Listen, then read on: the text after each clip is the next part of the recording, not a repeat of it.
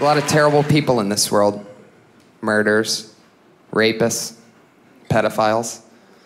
I'm about to talk with you right now about the worst type of human being on the planet. Yes, one worse than even a pedophile. Of course, I'm talking about people that start group text messages. You're the worst. We don't want your peasant friends having our phone number. Sometimes you don't know who's in the group text message. Sometimes you never found out who was in the group text message. Sometimes you respond to what you thought was your one friend, and you're responding to the entire group text message.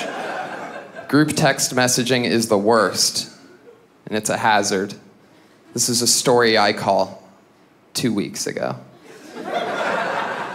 2 weeks ago, I'm walking home from the grocery store across the street from where I live. This is important to the story because it gives us an exact time frame. It's 10 p.m. We know this because the grocery store across the street from where I live closes at 10 p.m., and they were closing as I left that night. You know that cool part of the night where the security guard has to open the door for you from the inside? Like, hey, have a good night.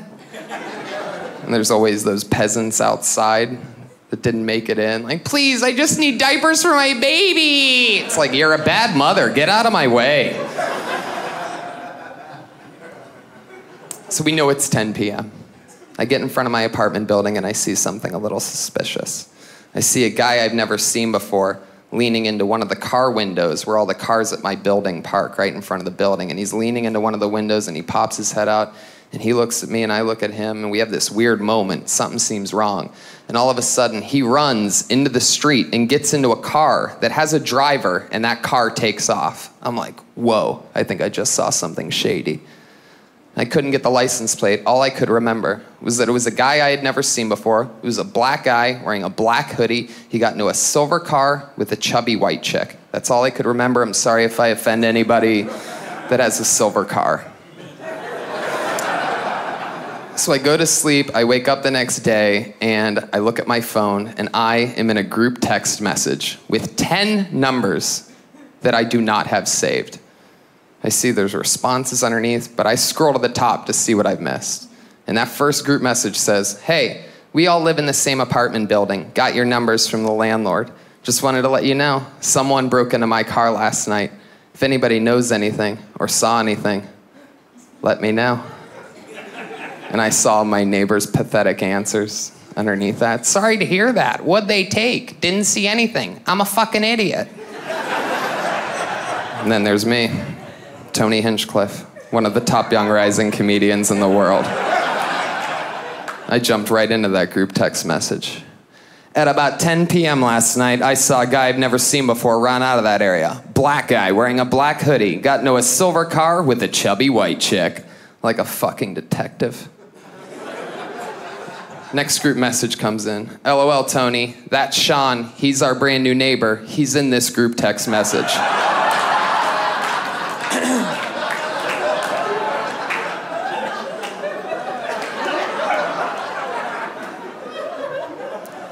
Fuck. Worst first impression ever, right? Me, professional improviser, spends the next 10 minutes staring at my phone wondering what to do next. But if you know anything about me, you know that I like to go for it. So I went for it.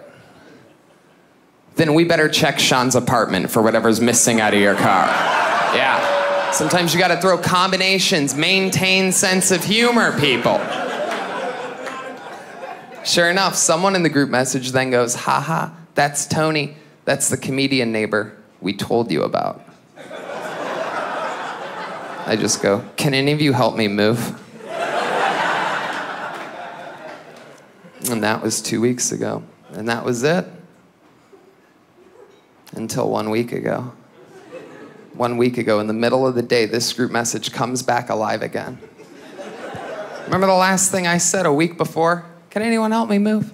A week later, a week ago, it comes back. Right where it left off. Someone goes, Tony, you don't have to move. Sean's in jail. It turns out he did break into that car. It's something him and his girlfriend have been doing for a while, where they move into a new apartment building, steal from around that building, and then break their lease and do it again.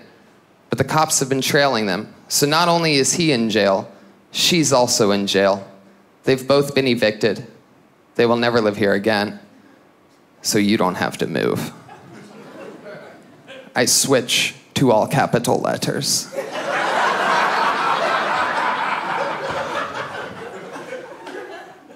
I fucking knew it! And she wasn't thick, she wasn't chubby, she was fat! And then the next group message came in from the same number as before, and it said, "Just fucking with you, man. This is Sean. Got you back. Let's hang out sometime." So it turns out he had a good sense of humor about it, too. And I'm glad you guys did as well. It was nice to meet you. Have a good night.